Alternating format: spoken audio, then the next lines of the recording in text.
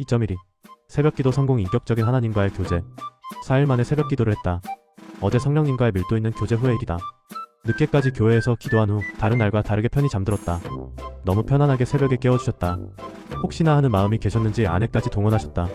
알람이 울리자마자 아내가 득달같이 달려와서는 새벽기도 안 가? 하며 종용하는 것이다. 살짝 갈까 말까 하는 마음도 있었으나 아내의 말에 피식 웃으며 성령님 완벽하시네요. 참으로 감사하네요 했다. 우리는 흔히 성부, 성자, 성령님의 인격이 있다고 듣고 말한다. 여기서 인격이라 하면 인간의 감정을 가지시고 인간과 같은 생각을 하신다는 것일 것이다. 근데 사실 이건 틀린 말이다. 주님께서 우리 인간과 같은 성품, 인격을 가지신 게 아니라 우리의 모습이 바로 주님의 형상을 본받았다는 것이다.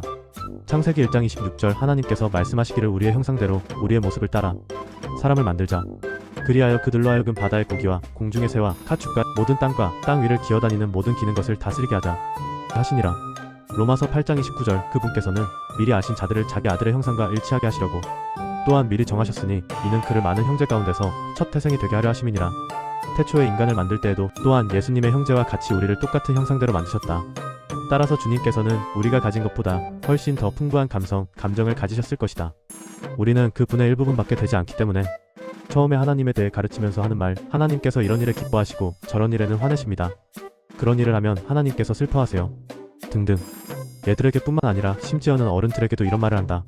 얘들은 당장 저런 말들의 효과를 나타내지만 머리가 커지면서 점점 그러한 말들이 상징적으로 머무르고 만다. 그래서 어른들은 저런 말에 택도 없다는 반응, 무시하는 반응, 단지 교육적인 말들로만 치부해버린다. 어쩌면 저런 말을 하는 당사자들, 즉 성직자들이나 교육자들도 단지 교육적인 말로 하는 말일지도 모른다. 내가 왜 이런 생각을 하느냐 하면 성부, 성자, 성령은 감정의 변화가 없는 줄로 생각하거나 있어도 희로애락만 있는 걸로 말하기 때문에 이분들의 풍성한 감정에 대해 모르지 않나 하는 생각을 하기 때문이다. 내가 처음 구약을 읽으며 느꼈던 하나님의 성품 중 나는 질투의 하나님이다라는 말씀에 한참을 웃으며 하나님 정말 하나님 질투하세요? 그럼 삐지기도 하시며 토라지기도 하시겠네요? 하며 즐거워했던 기억이 아직도 생생하다. 그 후로 하나님과 교제하며 느낀 하나님의 장난기는 또한 어떠한가. 내 일찍이 하나님의 성품에 대해서는 알아봤지만 성령님까지 하나님 못지 않다는 사실에 어제 한참을 웃었다. 웃으며 친구이신 성령님의 친애함이 한층 깊어졌다. 창세기 6장 6절 주께서 땅 위에 사람을 지으셨음을 후회하셨으니 그 일이 그의 마음을 비통케 하였더라. 내가 성경을 읽으며 가장 애통해하는 말씀이다. 유대인이 예수님을 십자가에 못 박은 장면과 더불어 이때 하나님의 심정이 어떠했으며 이후에 어떤 인간의 구속사를 다시 쓰실까를 생각해보니 예수님 재림시까지 하나님의 인간에 대한 다스림을 이해하며 추측할 수 있게 되었다. 다음 기회에 이것에 대해 써보려 한다. 성경을 보면 다 읽어보지 않았지만 하나님의 마음을 위의 말씀처럼 직접적인 표현 혹은 간접적인 표현으로 나타내심을 볼 수 있다. 교제한다는 것, 사귄다는 것은 반드시 감정의 변화를 수반한다. 진정한 친구가 되려면 나의 마음이 아니라 상대방의 마음을 느껴야 한다. 상대방의 마음이, 즉 감정이 어떠한지를 세심히 어루만질 줄 알아야 한다. 만약 우리가 주님의 마음을 모른다면 그 교제가 어떤 교제이겠는가? 그건 교제가 아니다.